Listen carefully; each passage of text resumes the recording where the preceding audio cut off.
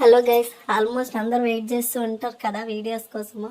Long video కోసం wait చేస్తూ ఉండొచ్చు, బట్ మేబీ ఇప్పట్లో అయితే రాదు. లాంగ్ వీడియో చాలా టైం పడుతుంది. ఇది పూజ అయిన నెక్స్ట్ డే అన్నట్టు. చూడండి ఎంత వర్క్, పూజకు ముందు ఇంతే వర్క్ ఉంటుంది, పూజ తర్వాత ఇంతే వర్క్ ఉంటుంది.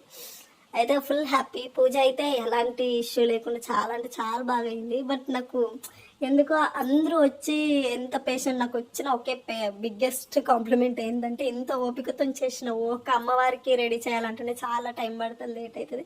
అట్లాంటిది ఎంతమందిని చేసావు, ఇంత బాగా చేసావు, కుకింగ్ చేసావు, ఇంతమందికి ఫుడ్ రెడీ చేసావు, ఇది చాలా మంది చాలా అంటే చాలా మంచి మంచి కాంప్లిమెంట్స్, గుడ్ కాంప్లిమెంట్స్ ఇచ్చారు. బట్ నాకు నా చుట్టూ అంతమంది ఉండి నాకు అంత గుడ్ కాంప్లిమెంట్స్ ఇస్తున్నా నాకు ఫుల్ ఏడుపు వస్తుంది. నాకు ఎందుకో అర్థమైతే లేదు. మస్తు అంటే మస్తు ఏడుపు వస్తుంది. ఎందుకో సడన్గా ఒంటరిదాన్ని అయ్యానేమో, అనాథని అయిపోయానేమో అనిపించింది. నేను ఈ వర్డ్ ఎప్పుడు అనాథని నేను అని చెప్పేసి, ఎందుకంటే అట్లా అంటే నిజంగానే అట్లా అయిపోతామేమో అని ఒక చిన్న భయం నాకు. నేను ఎప్పుడు అన్నా ఈ నుండి కూడా ఎప్పుడన్నా మనకి ఎవరున్నారు అది ఇది అని అంటే అట్లా అనొద్దు, ఆ వర్డే రావద్దు అని చెప్పేసి అంటాను నేను. అట్లాంటిది నాకు అంత కంప్లీట్ అయిపోయి పూజ అంతా మంచిగా అయిపోయి ఇంటికి వచ్చిన ప్రతి ఒక్కరు అంతంత మంచిగా చెప్తారు. ఓపికతో చేసినావు, చాలా బాగా చేసినావు, కాలనీలో ఇప్పటివరకు ఎవరు ఇంత బాగా ఇంత గ్రాండ్గా చేయలేరు, నువ్వే చేసినావు ఫస్ట్, ఇది అష్టలక్ష్మిలను చేయడం నువ్వే ఫస్ట్ అని ఇంతమంది ఇంత మంచి కాంప్లిమెంట్లు ఇస్తున్నా.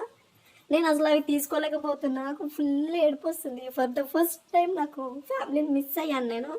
ఈ టైంలో మా వాళ్ళు ఉంటే ఇంకోలాగా ఉండేదేమో అనిపించింది. నాకు ఎంత ఏడ్చినా ఏడిపోతే కంట్రోల్ ఉండట్లేదు. నిజంగా నాకు వాళ్ళ అవసరం ఆ రోజు పడింది. నేను ఎప్పుడైనా ఒకటే అనుకుంటా, మన లవ్ మ్యారేజ్ కాబట్టి నేను ఎప్పుడు మా వాళ్ళు ఈ 2 yearsలలో నేను ఎప్పుడు మా వాళ్ళు కలవాలి, మమ్మల్ని యాక్సెప్ట్ చేయాలని నేను ఎప్పుడు అనుకోలేదు. అది వాళ్ళకి అనిపించాలి. నేను ఈ దేవుడికి ఏం మొక్కినా సరే వాళ్ళు బాగుండాలని మొక్కుకుంటాను తప్పితే వాళ్ళు కావాలి వాళ్ళు కలవాలని నేను ఎప్పుడు అనుకోలేదు. ఎంత పెద్ద పెద్ద ప్రాబ్లమ్స్ వచ్చినా, ఎంత హెల్త్ ఇష్యూస్ వచ్చినా, ఎప్పుడు వచ్చినా కానీ మా వాళ్ళు ఉంటే బాగుండేనేమో, మా వాళ్ళు వస్తే బాగుండేమో నేను ఎప్పుడు అనుకోలేదు.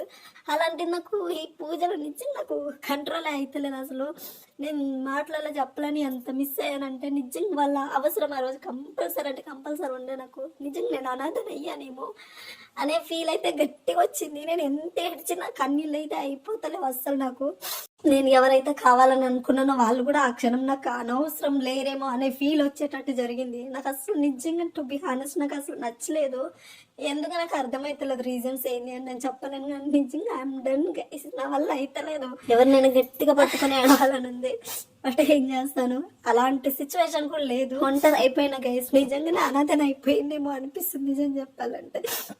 ఈ పెయిన్ అసలు అట్ల నుంచి ఎట్లా తీయాలో నాకు అర్థమైతలేదు గైస్. మొత్తం హ్యాట్ అంతా బరువుగా ఉంది. అసలు ఏ వర్క్ చేసినా ఎంత ఏడ్చినా కన్నీళ్ళు అయితే అస్సలు అయిపోవట్లేదు. రీజన్ అయితే అసలు నాకు తెలియదు.